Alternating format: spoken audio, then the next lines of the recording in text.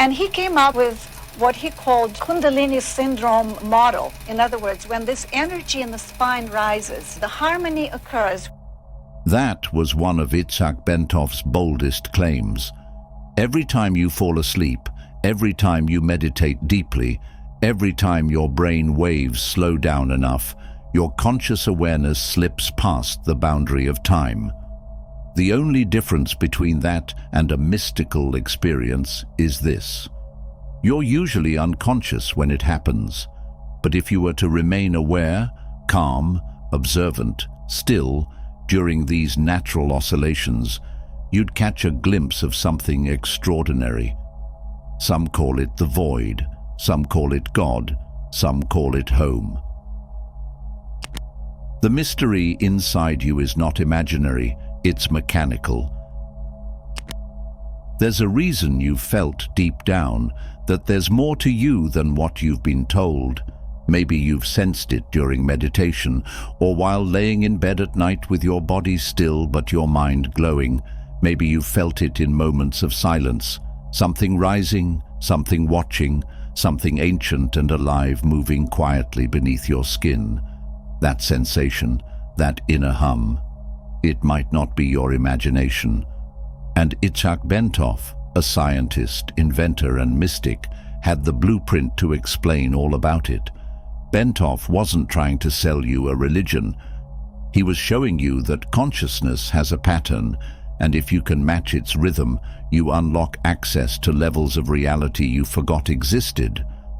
Bentov wasn't your typical spiritual seeker. He built medical devices for the heart, wrote complex ideas with childlike wonder, and approached the inner world with the same precision he applied to machines. But unlike most engineers, he didn't stop at the body.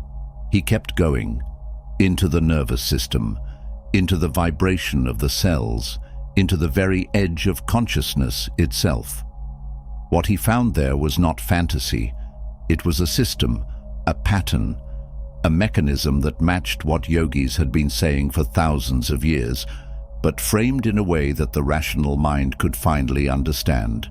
And at the center of his theory stood something wild, mysterious, and powerful: Kundalini.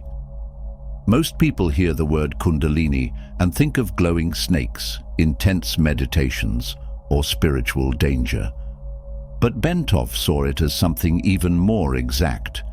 He believed that the energy flowing through your spine, when activated correctly, moves in a specific rhythm, one that could literally tune the brain to higher states of consciousness. Not metaphorically, not symbolically, but mechanically, as if your body were an instrument, and Kundalini, when awakened, was the force that strummed it into divine harmony. He wrote about this in his book, Stalking the Wild Pendulum, and even contributed to the now famous CIA document on consciousness and remote viewing, where he explained how the brain, once vibrating at a certain rate, could step outside of linear time and space. Let that sink in, not by magic, not by belief alone, but by tuning your own nervous system like a musical instrument. According to Bentov, the body is more than flesh and blood. It's a standing wave, a resonant chamber, and when the heart and brain are brought into alignment through breath, silence, rhythm, and deep inner focus, they begin to create a biofeedback loop, a pulse, a measurable vibration. This vibration isn't just feeling good, it's a gateway, and here's where it gets even more fascinating. Bentov believed that the Kundalini energy, often described as a coiled serpent at the base of the spine in Eastern traditions, could be understood as a real biological current. He suggested that as it begins to rise, it interacts with the brain's electromagnetic field, sending waves of energy through the cerebrospinal fluid and into the ventricles of the brain. This, in turn, changes the brain's frequency, syncing the left and right hemispheres and allowing you to tap into non-local consciousness. In other words, the moment you stop identifying with just the body and your brain begins to vibrate in a higher rhythm, you begin to remember that you are more than this form. You start to experience it, not just believe it. A unique energetic circuit. And this is not unique to Bentov's model. In Hinduism, the ancient concept of Sushumna, the central channel in the spine through which Kundalini rises, mirrors this idea. In Taoist internal alchemy, the microcosmic orbit teaches how energy can be circulated along specific paths to trigger inner transformation. Even Christian mystics spoke of a fire of the Holy Spirit rising through the spine and flooding the crown. Different languages, same pattern. But Bentov gave us a bridge, a way to walk between science and spirit, between what we feel and what we can prove. He even believed that this state of full Kundalini awakening, where your brain is in a perfect rhythmic resonance, was not rare. It was natural.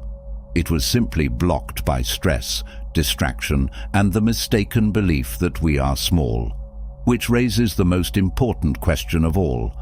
If this energy is real, if this model is more than theory, then why aren't we taught how to activate it? Why do schools train us to memorize facts, but not how to breathe with intention? Why does our culture reward consumption and production, but ignore the power of stillness? Maybe it's because once you awaken this rhythm inside you, you stop being so easy to control. You stop living in fear, you stop chasing validation, you remember what's already yours, and you begin to radiate. Because this is what Bentov believed happens once the Kundalini is fully awakened. You don't just access altered states. You don't just see visions or feel bliss.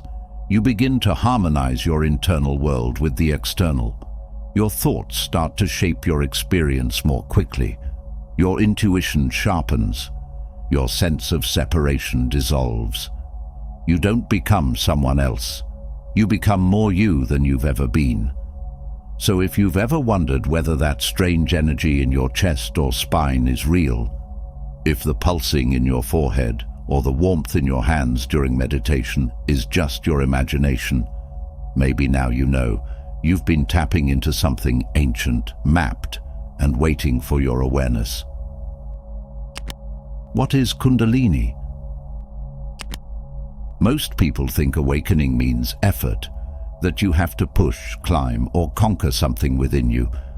But what Bentov discovered, and what the ancient yogis always hinted at, is that the most powerful transformations don't come from forcing your way upward. They come when you stop fighting the natural rhythm already rising inside you. Before we get to the steps, we need to understand something important: what Kundalini actually is. Because in today's world, the term has been misunderstood, romanticized, even feared. But Kundalini is not some spooky snake lurking at the bottom of your spine. It is your body's own stored blueprint of potential, encoded deep within your nervous system, waiting to be activated in the right conditions. In yogic terms, it is Shakti, the primordial energy of creation.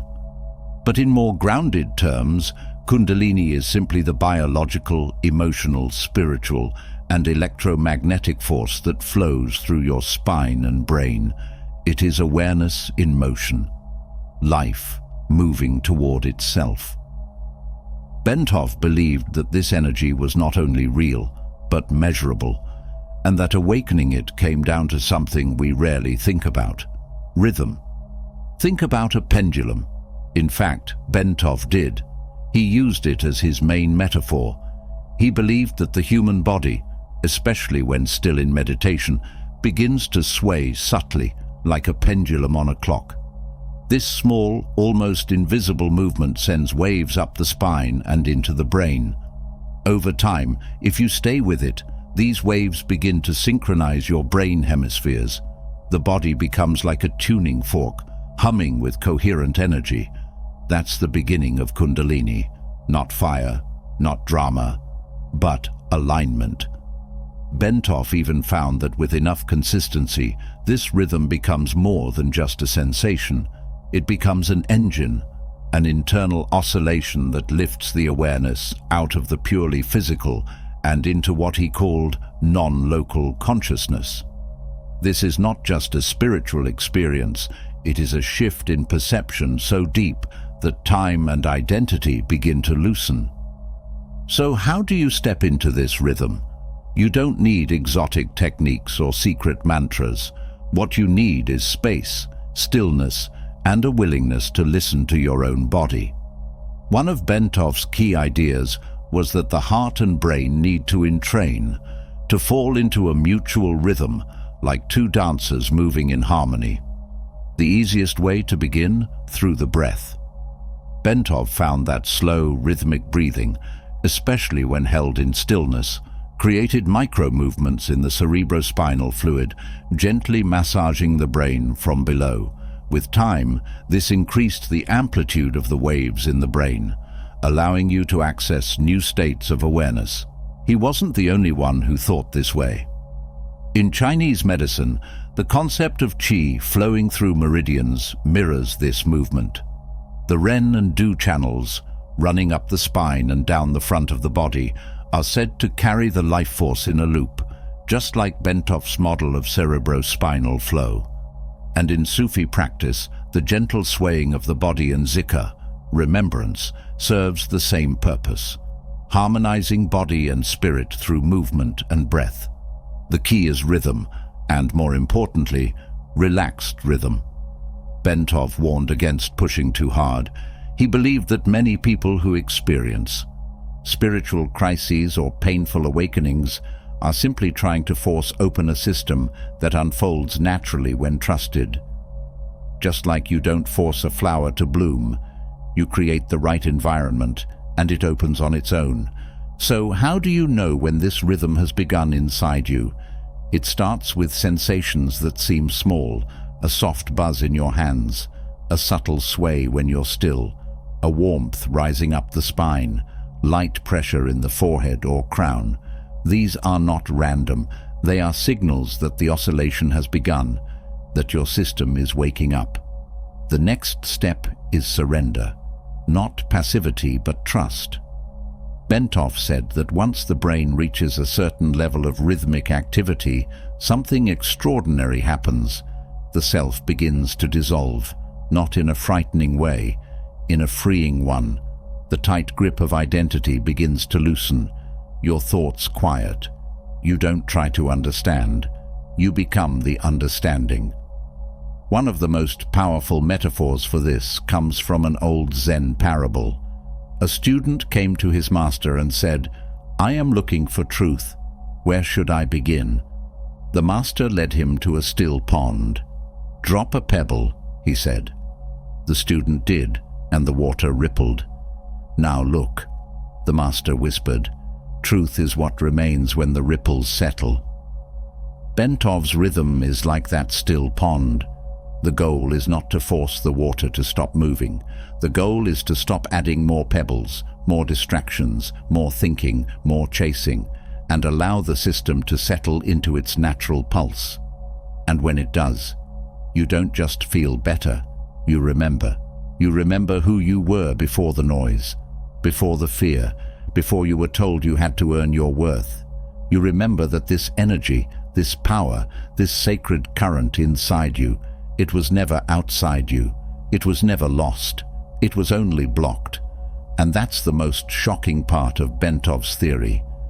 He believed we are designed to live in Kundalini consciousness, that it is the default setting of the human being, not some elite spiritual achievement, but our birthright. The only thing standing in the way is disconnection from our own rhythm.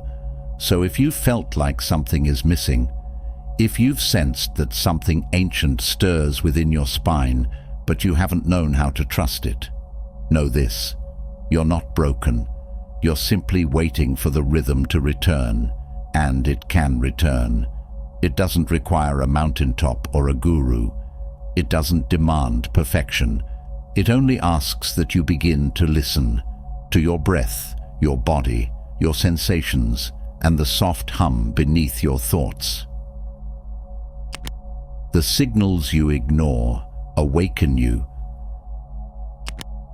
They imagine Kundalini as lightning cracking open the sky, a blinding moment of transformation, some cosmic event where you see the whole universe and never come back the same. But in reality, Kundalini rarely enters your life like thunder.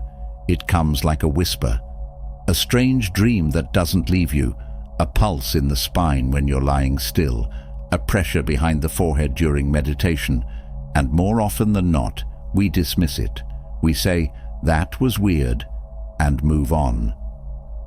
Bentov believed this was one of the great tragedies of modern life. Not that people are cut off from their spiritual potential, but that they don't recognize it when it begins to surface. He spent years mapping what happens when the body's inner rhythms start to sync with the brain's natural wave states, and what he found is that the signs of awakening don't come from fantasy, they come from coherence, real physiological shifts, real feedback from the system. He believed that when you begin sinking into this rhythm, your body becomes an antenna, tuning into frequencies that the ordinary mind never hears. But those frequencies can feel strange at first. Have you ever sat in silence long enough to feel your body begin to hum? Or had a dream that seemed more real than waking life? Have you ever been so still that it felt like your whole being was pulsing with light, but you couldn't explain it? That's not imagination. That's resonance, the system beginning to awaken. The challenge is, your mind might try to fight it, because even though Kundalini is your natural birthright, most of us were raised in a world that taught us to mistrust the unknown, to mistrust our body, our sensations, our intuition, our inner voice. Bentov said this resistance is what causes many of the so-called Kundalini crises. It's not the energy itself that's the problem. It's the fear that surrounds it. This fear shows up in subtle ways. Your back tenses when the energy starts to rise. You second-guess your insights. You try to push the sensations away because they don't fit the rational picture of who you're supposed to be. But here's the paradox. The more you resist, the more chaotic the process becomes. The more you relax, the more the system self-regulates. And this is exactly what Bentov emphasized. He believed that the Kundalini system was intelligent, that it doesn't need to be controlled, it needs to be understood. And he compared it to tuning a musical instrument. If you over-tighten the string, it breaks. If you leave it too loose, it never plays. But if you learn to listen to the tension, if you become sensitive to the frequencies within you, you can tune your system to something truly beautiful. Let's pause here and go deeper. Bentov's model also made a bold claim that Kundalini was not just about energy rising, but about feedback loops between the heart, spine, and brain. When these loops begin to stabilize, you enter into higher brainwave states, especially theta and gamma, where awareness expands beyond personal identity. That means visions, insights, and even downloads from the unconscious may begin to happen. But instead of chasing those experiences, Bentov urged people to stabilize the system, because the real goal wasn't to float away into mystical experiences, it was to ground them into your life, your body, your breath. He also wasn't the only one saying this. Taoist alchemists called this process Naden, or inner elixir cultivation. They described energy rising up the spine, spiraling into the crown, then returning down again, nourishing the organs and the spirit. The goal wasn't escape, it was embodiment, full integration, the mystical made cellular. And what's most shocking is this. Bentov believed that the body had already built-in mechanisms to handle this, that our spine is not just a structural feature, but a spiritual antenna, that our cerebrospinal fluid isn't just biology, but liquid light, that our brain hemispheres weren't just analytical and emotional halves, but divine counterparts waiting to rejoin. All this is already happening inside you. It's not about starting the journey. It's about realizing you're already on it. the pulse you feel in your fingers when you meditate, the pressure behind your eyes after deep breath work, the way your body sways without you meaning to. These aren't accidents, they're messages. They're your inner system learning to speak again after being silenced for years. And just like a child who hasn't spoken in a long time, the voice might come out strange at first. But if you're patient, if you don't panic, if you listen instead of react, something incredible begins to happen. Synchronicities increase. Your intuition sharpens. You respond instead of react. And once you stop resisting, once you stop dismissing the signals as strange or weird or not spiritual enough, you begin to notice. Your whole life starts to reorganize around this deeper current. And more than anything, you begin to trust the process. Not because someone told you to, but because you can feel it unfolding in your spine, your breath, your dreams. Bentov's work is not a fantasy blueprint for superpowers. It's a guide back to what you were born with, what was never broken, and what is slowly, steadily waking back up. What Stalking the Wild Pendulum secretly revealed about reality and you. Itzhak Bentov wasn't a monk. He wasn't even a spiritual guru. He was an inventor, a scientist, a man who built the first EKG machine in America using a salad bowl and magnetic tape. But in 1977, he dropped a book into the world that left even the most skeptical minds speechless. It was called Stalking the Wild Pendulum. And it didn't read like a science manual. It read like a cosmic transmission. Bentov asked one simple question. What if your consciousness could vibrate in and out of reality, like a pendulum? He believed it could, and not just metaphorically. According to Bentov, the human mind isn't locked into space and time the way we think it is. Instead, it oscillates. Every moment you're awake, your awareness is swinging, like a pendulum, between being here and not quite here, between physical reality and something just beyond it. And here's where it gets wild. He proposed that reality itself is a vibration, and so are you. When you become still enough, through breath, through meditation, through inner awareness, you can actually match the frequency of subtler realms. You can feel the body dissolve. You can watch the mind stop. And for a flicker of a second, you're no longer inside the story. You're watching it from above. Bentov wasn't just writing about vibrations to sound poetic. He saw a direct mechanical correlation between the inner movements of breath, spinal fluid, and Kundalini energy. He believed that the rising of Kundalini wasn't some supernatural event. It was a shift in resonance, a movement from chaos to coherence, from noise to music. And just like a pendulum, once your energy begins to swing in, harmony, up the spine, through the chakras, toward the crown, you begin to experience glimpses of expanded consciousness. Not because you're imagining it, but because you're finally still enough to feel it. In his words, we are holograms of the universe, oscillating between matter and non-matter, form and formlessness. That means you're not separate from the universe. You are the universe, temporarily vibrating in human shape. Itzhak Bentov didn't have a PhD in neuroscience. He wasn't a priest, a guru, or a monk. He was an inventor, a curious soul who happened to design one of the earliest heart catheters, but also spent years meditating, mapping out human consciousness, and wondering what reality was made of when no one was looking. His book, Stalking the Wild Pendulum, didn't land like a scientific bombshell. It was too strange for labs, too mystical for textbooks. Most of the scientific community dismissed it, and to this day, his model of consciousness hasn't been widely studied or tested. But here's the thing, just because an idea doesn't sit neatly under a microscope, doesn't mean it isn't true. Some truths have to be felt before they can be proven. Sound familiar? And though mainstream science didn't accept his ideas, they quietly planted seeds. Today, studies in quantum cognition, heart-brain coherence, and even some branches of consciousness research are circling back to questions Bentov was asking 50 years ago.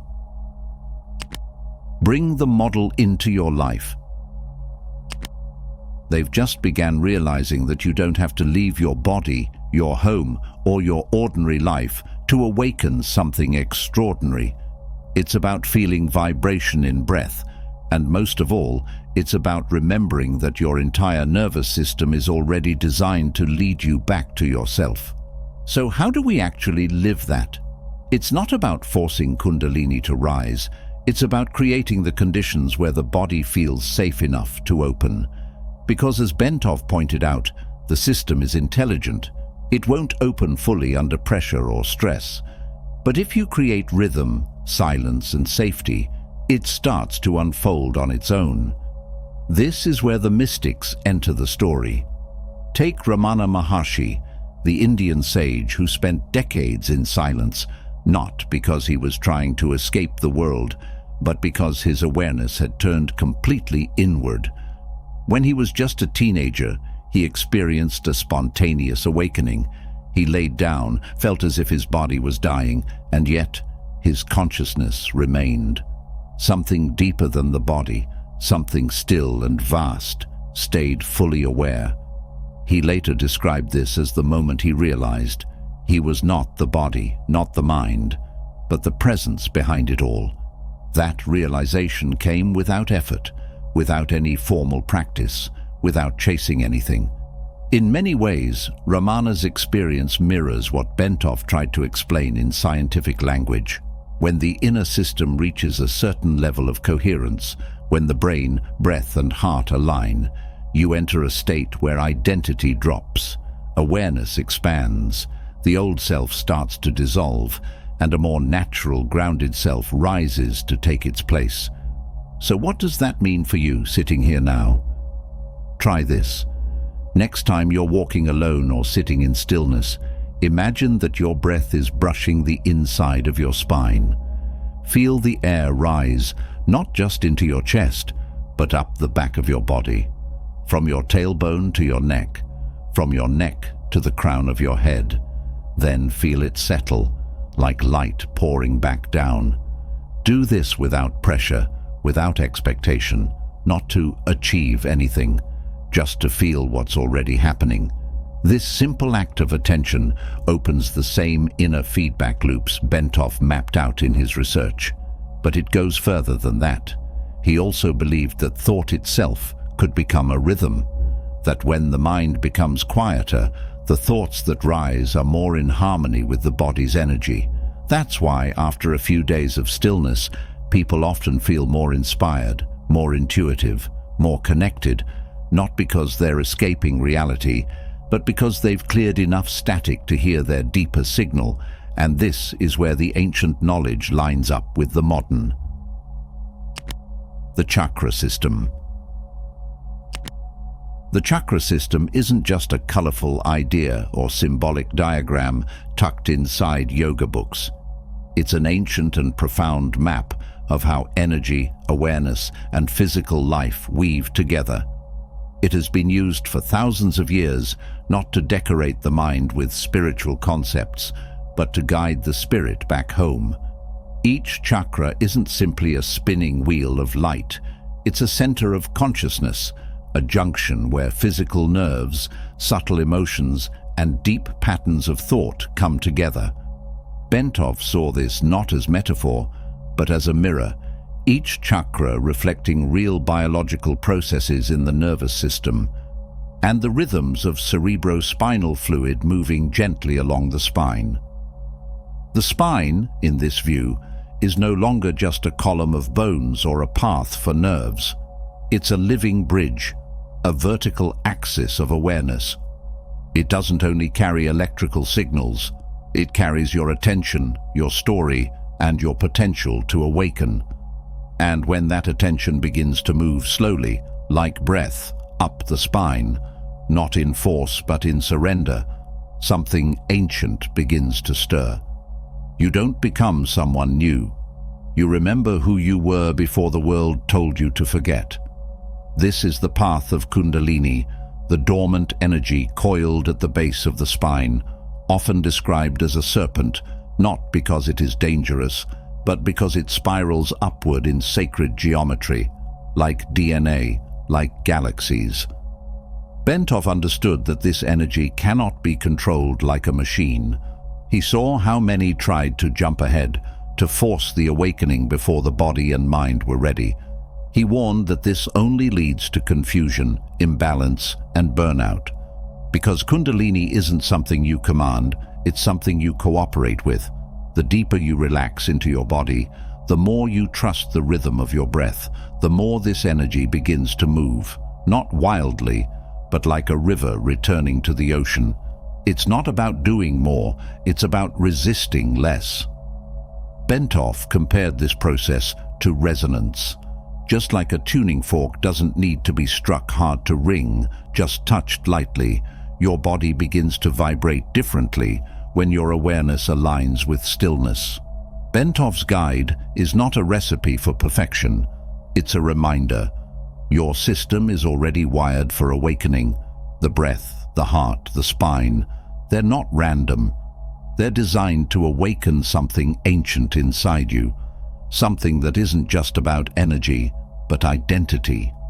A version of you that doesn't live in fear, a version of you that remembers how to feel, how to breathe, how to be. This isn't about becoming someone new. It's about letting go of the layers that hide who you've always been. Bentov gave us a map. Ramana showed us the destination, but the journey, that's yours.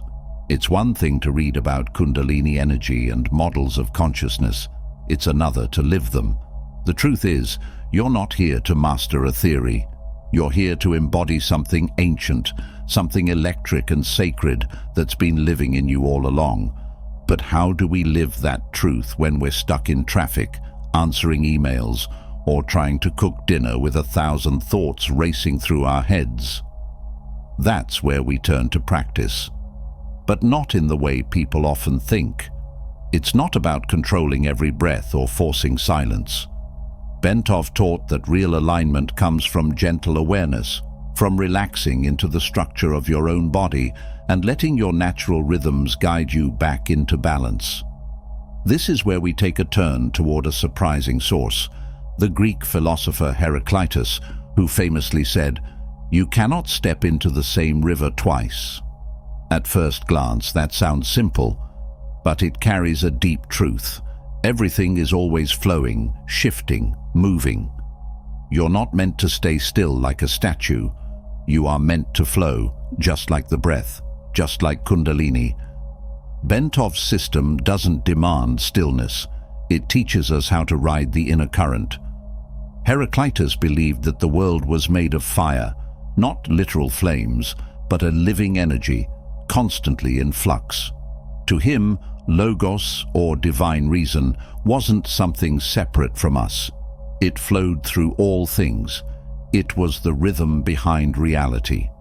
That's nearly identical to how Bentov described Kundalini and consciousness, something structured but alive, a pattern we can tap into not through effort, but through alignment.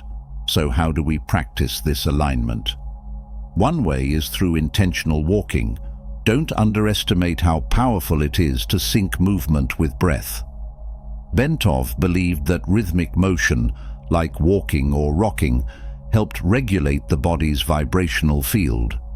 So the next time you go for a walk, breathe with each step. Walk slowly, not to go somewhere, but to return to yourself.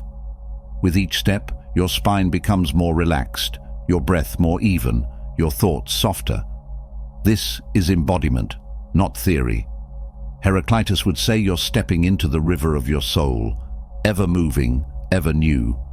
Bentov would say your inner instruments are tuning up. Don't forget that Kundalini awakening is not about having a mystical explosion of light, though that can happen. It's about becoming sensitive to the deeper flow of life already inside you, the energy that grows trees, moves stars, beats hearts. That same power lives in your spine. That's not poetic, that's truth. Bentov believed that the entire universe is made of oscillating fields, and your consciousness is the bridge between those fields and your body.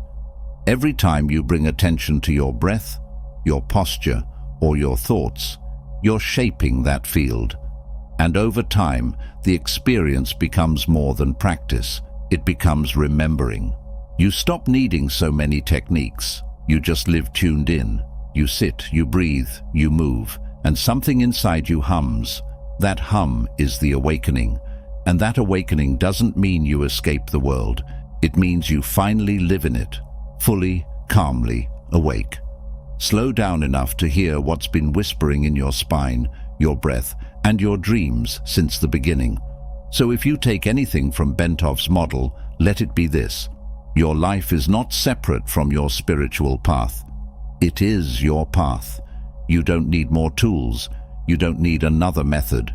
You need presence, rhythm, trust, and the willingness to listen to your own body's music and the symbols of the universe waiting to be rediscovered. Hidden currents, ancient symbols and modern echoes. One such symbol is the goddess Chinnamasta, a fierce and enigmatic figure in Hindu and Buddhist Tantra, depicted as self-decapitated, holding her severed head in one hand and a sword in the other. She stands over a divine couple in union.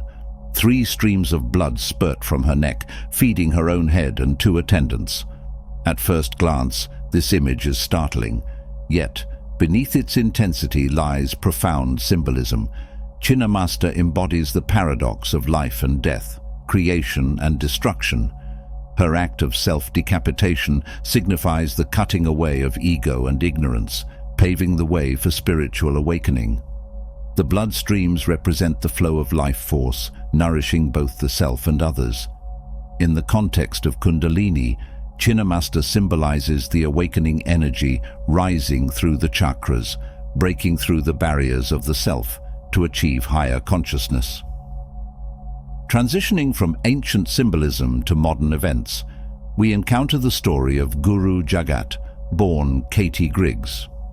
A prominent figure in the contemporary Kundalini yoga scene, she founded the Rama Institute and attracted a global following. Her teachings blended traditional Kundalini practices with modern sensibilities, appealing to a younger, spiritually curious audience. However, Guru Jagat's rise was not without controversy. She defended Yogi Bhajan, the founder of Kundalini Yoga in the West, amid allegations of misconduct. Her alignment with conspiracy theories further polarized opinions. Despite these controversies, her influence was undeniable, and her sudden death at 41 left a void in the community. The juxtaposition of Chinnamasta and Guru Jagat offers a lens through which to view the complexities of spiritual awakening in different eras. Chinnamasta's radical self-sacrifice represents the inner work required to transcend ego and attain enlightenment. Guru Jagat's story reflects the challenges of navigating spiritual leadership in the modern world, where charisma can both inspire and mislead. Bentov's model emphasizes the importance of inner coherence and self-awareness in the awakening process. He warned against externalizing the journey, reminding us that true transformation arises from within. The stories of Chinnamasta and Guru Jagat serve as reminders of the power and peril inherent in spiritual pursuits. In integrating these lessons, we are encouraged to approach our own journeys with discernment and humility.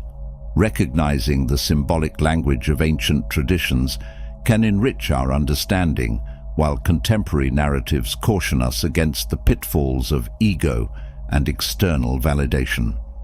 As we continue to explore Bentov's insights, let us remain anchored in the awareness that the path to awakening is both deeply personal and universally resonant.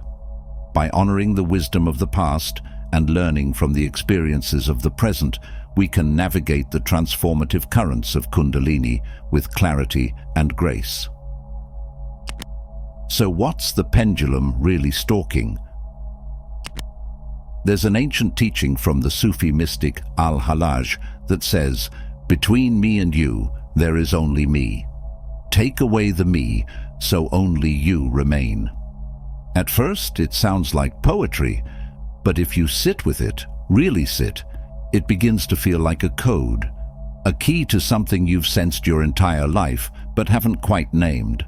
That what's in the way is you, or rather the version of you made of noise, rush, resistance, craving, the one so tangled in thought it forgot how to feel. That's what Bentov understood too. He didn't call it God or divine love. He used words like oscillation and vibration, but the message was the same. You are already touching the infinite. You've just grown numb to it. Most of us live life like a tightrope walker with our eyes shut, trying not to fall, gripping every moment, hoping to control something that was never meant to be gripped. But what if it was never about clinging? What if the secret was to swing, to move like a pendulum, effortless, rhythmic, trusting the flow between the seen and unseen, between your breath and the breath of the universe? This idea isn't just spiritual fluff. It's echoed in one of the oldest, most mysterious philosophies of West Africa, the belief in Ace. Among the Yoruba people, Ace is the life force that flows through all things. But unlike just energy, Ace is also command, the power to make things happen, to speak and shape reality. And here's what's wild. Ace is awakened not by striving, but by alignment, harmony, stillness, truth. Sound familiar? Bentov's work, the chakra system, the path of Kundalini, the words of Al-Hallaj, the presence of Ramana, they're all pointing at the same invisible thing. The power you seek doesn't come from outside. It rises within, when you stop getting in your own way. And so all the ancient paths, whether through breath, prayer, rhythm, or silence, have been trying to show us something. That if you can become still enough to feel your own vibration, you begin to hear the vibration of everything. You, the wild pendulum, is your own awareness, swinging between the known and the infinite. It's trying to show you that stillness is not absence, it's access. That silence is not empty, it's full. And the more you become aware of your own rhythm, the more you begin to feel the rhythm of everything. And that is the moment you stop being just a person in the universe. You become the universe, remembering itself. I hope you enjoyed the video. If you did, don't forget to subscribe to the channel. Thanks for watching.